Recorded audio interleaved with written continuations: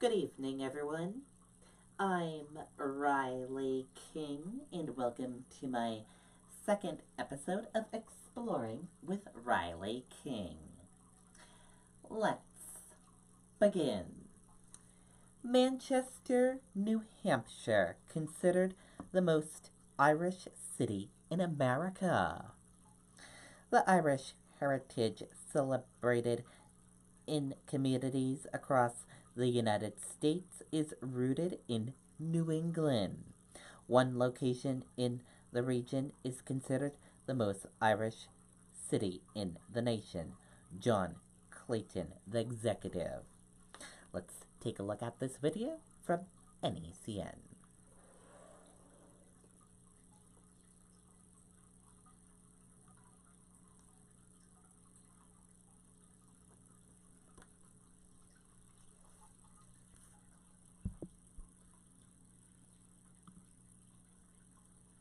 The New England Council is the nation's oldest regional business association. Since 1925, the Council has been the region's voice on Capitol Hill, advocating for policies that promote economic growth and quality of life throughout New England.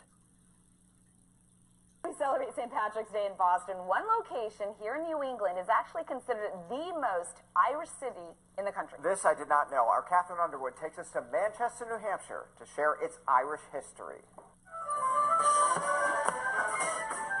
The Irish heritage, celebrated in communities across the United States, is rooted right here in New England. You know, it's hard to overstate the influence of the Irish in the history of Manchester, New Hampshire. John Clayton is the executive director at the Manchester Historic Association. He's on vacation now, but thrilled to talk to us via FaceTime about how his Irish ancestors helped create the first planned textile city in America. He says in 1831, some wealthy Boston businessmen decided that the banks of the Merrimack in Manchester would serve as the perfect spot for the Amoskeag Manufacturing Company. History is all about coincidences and coincidental. Around 1840, the hunger in Ireland was taking place, and unskilled Irish laborers were fleeing to America. Those Irish workers came in droves, found their way to Manchester, where they were employed by Amoskeag, digging the canals and carving the foundation for the mill city. If it were not for the Irish immigrants, it would be hard to imagine that Amoskeag Manufacturing would have become the largest textile manufacturing plant in the world. Still, anti-Irish sentiments persisted, and in 1854 came to a head right outside St. Anne's Church, the first Irish parish in Manchester.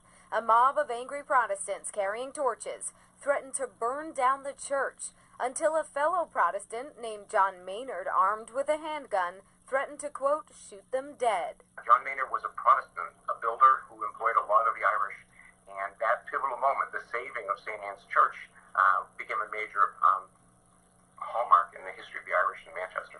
To this day, the John Maynard School stands in honor of the man who helped the Irish defend their turf. And if you've ever enjoyed a baseball game at Manchester's Gill Stadium, you have an Irishman to thank for that. John Sullivan opened Textile Field back in 1913, and at that time, it was one of the finest sporting venues in all of New England. And then, of course, the Irish watering holes. In 1879, out of the 154 saloons in the city, 101 of them were Irish. The culture deeply woven into the fabric of this community, leaving proud Hibernians a reason to boast, calling the most Irish city in America their home. There's not a day when I can't walk into the Wild Rover pub or the Jaskin pub and feel that Irish presence in the community of Manchester. It's everywhere on every day. And every year, Manchester is home to the third largest St. Patrick's Day parade in New England. It'll be on March 31st this year. That's 2 weeks from today, giving local residents the longest St. Patrick's Day celebration in the country. Reporting in Manchester, New Hampshire, Catherine Underwood, NBC 10 Boston.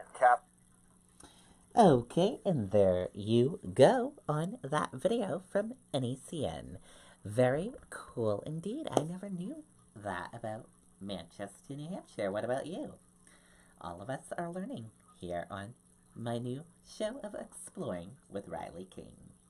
I'll be back here for another episode very soon. Hopefully you enjoyed this second episode of Exploring with Riley King, and hopefully you enjoyed the first episode of Exploring with Riley King. If you did not see it, we'll share a link with you on the Riley King Network Facebook page if you want to see the first episode that we aired and had on our page earlier this week. We'll share again with all of you, and we'll share this one as well. Have a wonderful night, everyone. Goodbye.